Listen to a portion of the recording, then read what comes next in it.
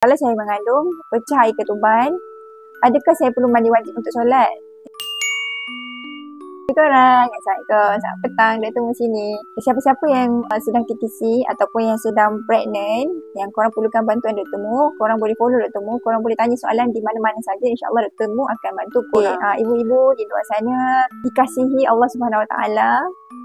Selagi kita belum melahirkan, sepanjang mengandung kita keluar, kita bleeding ke, kita keluar air ketuban ke, keluar keputihan ke, selagi baby tidak keluar, kita wajib solat. Makanya, kalau korang keluar ada darah sikit contoh kan, so korang bersihkan, korang boleh solat.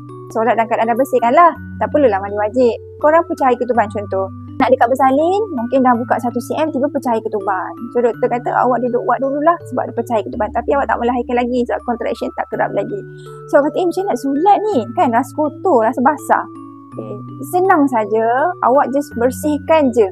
Yang awak nampak tu air bersihkan, lepas tu pakai pad dalam keadaan bersih tu, awak terus solat. Awak tak perlu nak mandi wajib. Yang penting bersih lah time tu.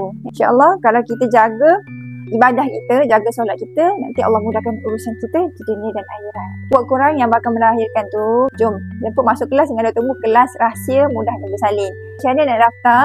Orang boleh tekan dekat link di bio, tekan terus daftar kelas rahsia mudahnya bersalin. Okey, jumpa dalam kelas nanti. Bye-bye.